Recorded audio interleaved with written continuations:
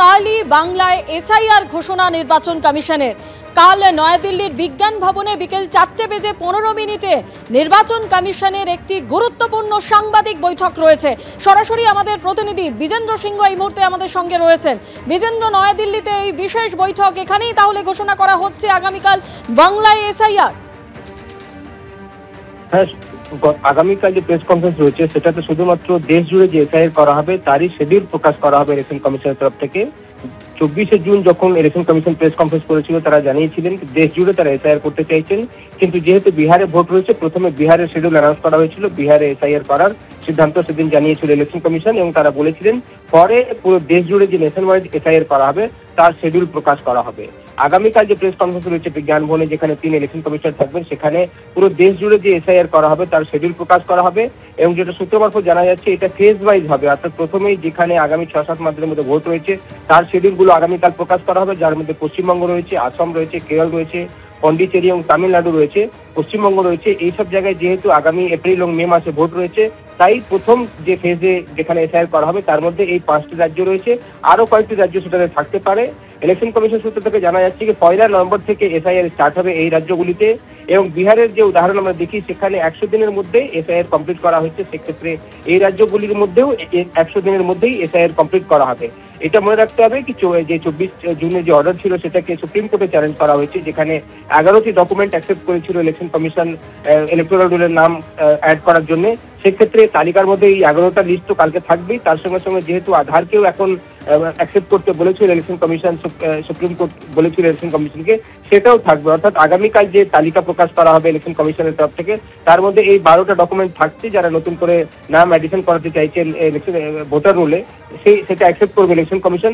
তার সঙ্গে সঙ্গে এটাও জানা যাচ্ছে কি আগামীকাল যে শিডিউল তৈরি করা জানানো হবে তার মধ্যে এই 5টি রাজ্য থাকবেই, সঙ্গে সঙ্গে অন্যান্য রাজ্যগুলির শিডিউল কি হবে সেটা পরে জানানো হবে, কিন্তু 5টি রাজ্য থাকছেই আগামীকালের যে প্রেস কনফারেন্স সেটার মধ্যে যেটা এসআইআর স্টার্ট করা হবে। 1 নভেম্বর থেকে এসআইআর স্টার্ট করা হচ্ছে এবং যেহেতু পশ্চিমবঙ্গে ফেব্রুয়ারির শেষের দিকে ইলেকশন শিডিউল অ্যানাউন্স করা হবে তাই তার আগে এসআইআর কমপ্লিট করে নেওয়া হবে পশ্চিমবঙ্গ, তামিলনাড়ু, কেরল, পন্ডিচেরি এবং আসামে। বিজেন্দ্র, তুমি আমাদের সঙ্গে থাকো। যে খবরের দিকে আমাদের নজর রয়েছে, কালই বাংলায় এসআইআর ঘোষণা জাতীয় নির্বাচন কমিশনের। কাল বিকেল 4:15 নয়াদিল্লির বিজ্ঞান ভবনে কমিশনের সাংবাদিক বৈঠক। কাল দেশ জুড়ে এসআইআর এর ঘোষণা করবে কমিশন। পশ্চিমবঙ্গের মতো ভোটমুখী রাজ্য দিয়ে দেশ জুড়ে শুরু হবে এসআইআর। দেশ জুড়ে ধাপে ধাপে হবে ভোটার তালিকার বিশেষ সংশোধন। প্রথম ধাপে 1 নভেম্বর থেকে শুরু হবে এসআইআর। যেসব রাজ্যে 6-7 মাসে ভোট সেই সব রাজ্যে আগে এসআইআর। ফেব্রুয়ারির শেষ সপ্তাহে পশ্চিমবঙ্গে ভোটের দিন ঘোষণার সম্ভাবনা। জানুয়ারির মধ্যেই বাংলায় এসআইআর এর কাজ শেষ করার সম্ভাবনা। এসআইআর এর জন্য 12টি নথির তালিকা প্রকাশ করবে কমিশন।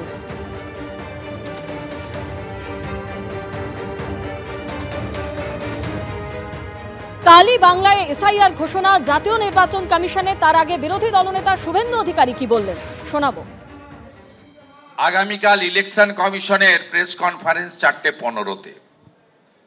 ওনারা কি বলবেন আমি জানি না, আমি ইলেকশন কমিশনের কেউ নই, আমি একজন এমএলএ। আমার ধারণা বহু প্রতীক্ষিত এসআইআর এর কথাই হয়তো ঘোষণা হবে, মানে মিডিয়া সূত্রে যা বলছে, এটা আমার কথা নয়। আপনারা সবাই প্রস্তুত তো? এরপরে কি করতে হবে? বাড়ি বাড়ি বিএলও যাবে, মুখ্যমন্ত্রীর কেন্দ্র। বিএলওরা খুব চাপে থাকবেন, ভয় পাবেন না।